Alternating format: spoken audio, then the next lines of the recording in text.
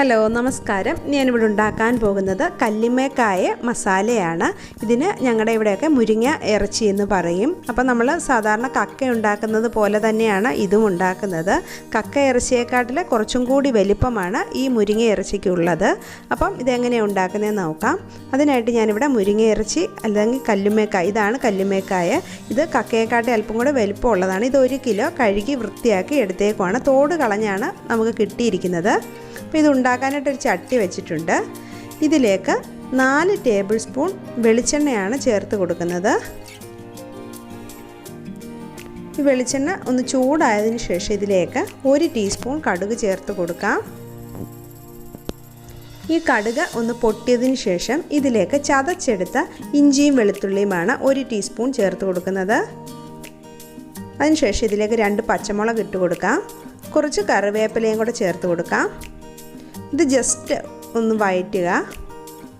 അതിനുശേഷം ഇതിലേക്ക് 20 ചെറുള്ളിയാണ് ചേർത്ത് കൊടുക്കുന്നത്. ചെറുതായിട്ടൊന്ന് കട്ട് ചെയ്തത് ചേർത്ത് കൊടുക്കാം. ഇതൊന്ന് പെട്ടെന്ന് വഴലാൻ വേണ്ടിയിട്ട് അല്പം ഉപ്പോടെ ചേർത്ത് കൊടുക്കാം.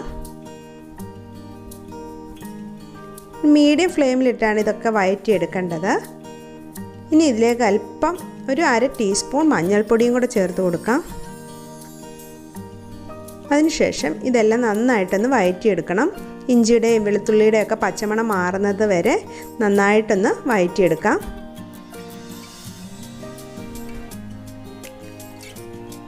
ഇതിലേക്ക് ഞാൻ ഒരു ടൊമാറ്റോ ചേർത്തിട്ടുണ്ട്. ഇതൊന്ന് സോഫ്റ്റായി കിട്ടാനായിട്ട് നമുക്ക് 1 മിനിറ്റ് ഒന്ന് അടച്ച് വെച്ച് കുക്ക് ചെയ്യാം. ഇപ്പോൾ ടൊമാറ്റോ ഒക്കെ സോഫ്റ്റ് ആയിട്ടുണ്ട്. നമുക്കിതൊന്ന് സ്മാഷ് ചെയ്ത് കൊടുക്കാം. നമ്മുടെ ആ മസാലയ്ക്കൊക്കെ ഒരു തിക്നെസ് കിട്ടാൻ വേണ്ടിയിട്ടാണ് ഇങ്ങനെ സ്മാഷ് ചെയ്ത് കൊടുക്കുന്നത്. അതിനുശേഷം ഇതിലേക്ക് നമുക്ക് 1.5 ടേബിൾ സ്പൂൺ മല്ലിപ്പൊടിയാണ് ചേർത്ത് കൊടുക്കുന്നത്.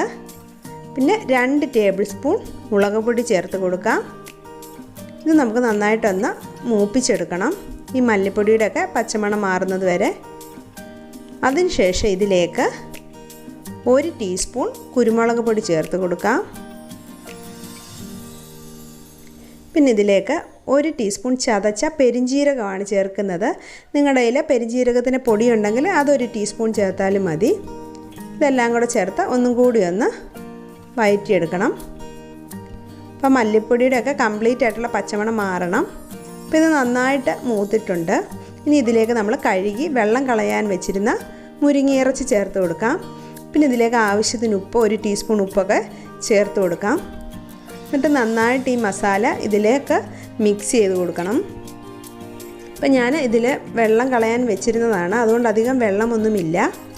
അപ്പം നിങ്ങൾക്ക് ഇത് കുക്ക് ചെയ്യാനായിട്ട് വെള്ളം ആവശ്യമുണ്ടെങ്കിൽ ഒരു 1/4 ഗ്ലാസ് 1/2 ഗ്ലാസ് വെള്ളവും കൂടെ ചേർത്തിട്ട് ഇത് അടച്ച് വെച്ചിട്ട് നമുക്ക് കുക്ക് ചെയ്യാം. അപ്പം ഞാനിത് ഹൈ ഫ്ലെയിമിലിട്ടപ്പോൾ ഇതിൽ നിന്ന് തന്നെ കുറച്ച് വെള്ളം ഇറങ്ങുന്നുണ്ട്. അതുകൊണ്ട് ഇനി കൂടുതൽ വെള്ളത്തിൻ്റെ ആവശ്യമില്ല. അതുകൊണ്ട് ഞാൻ ഈ വെള്ളത്തിൽ തന്നെയാണിത് കുക്ക് ചെയ്യുന്നത്. അപ്പോൾ അടച്ച് വെച്ചൊരു 15 മിനിറ്റാണ് ഇതിൻ്റെ കുക്കിംഗ് ടൈം. 15 മിനിറ്റ് ആയിട്ടുണ്ട്. ഇതാ കണ്ടില്ലേ, ഇതിൽ നിന്ന് തന്നെ വെള്ളം കുറേ ഇറങ്ങിയിട്ടുണ്ട്. അപ്പം നമ്മൾ മീഡിയം ഫ്ലെയിമിലിട്ട് 15 മിനിറ്റ് കുക്ക് ചെയ്തു. അപ്പോൾ ഇങ്ങനെ വേണമെങ്കിൽ നമുക്കിത് കറിയായിട്ട് ഗ്രേവിയായിട്ട് എടുക്കാം. അപ്പം ഞാനിത് കുറച്ചും കൂടി ഒന്ന് മസാല റോസ്റ്റ് ആക്കിയിട്ടാണ് എടുക്കുന്നത്. ഇതിലേക്ക് അല്പവും കൂടി കറിവേപ്പില ചേർത്തിട്ട് 1 മിനിറ്റും കൂടി ഒന്ന് ഇത് ഹൈ ഫ്ലെയിമിൽ വെച്ച് കണ്ടിന്യൂസ് ആയിട്ട് ഇളക്കി കൊടുത്ത് ഇതിലെ വെള്ളമെല്ലാം പറ്റിച്ചെടുക്കുവാണ്. ഇതാ ഇതുപോലെ ഇതിലെ വെള്ളമെല്ലാം പറ്റിച്ച് നല്ല തിക്ക് ഗ്രേവി ആക്കി എടുത്തിട്ടുണ്ട്. അങ്ങനെ നമ്മുടെ മുരിങ്ങ ഇറച്ചി മസാല റെഡി ആയിട്ടുണ്ട്. കല്ലുമേക്കായ മസാല റെഡിയായി. നല്ല ടേസ്റ്റിയാണ്, അതുപോലെ തന്നെ വളരെ ഈസിയാണ്. ഇത് സെയിം മെത്തേഡിലാണ് നമ്മൾ കക്കയിറച്ചിയും കുക്ക് ചെയ്യുന്നത്. അപ്പോൾ നിങ്ങൾക്ക് എൻ്റെ വീഡിയോ ഇഷ്ടമായെന്ന് കരുതുന്നു. Thanks for watching. ഇനി ഞാൻ നല്ലൊരു വീഡിയോയുമായി വരുന്നതായിരിക്കും. ബൈ.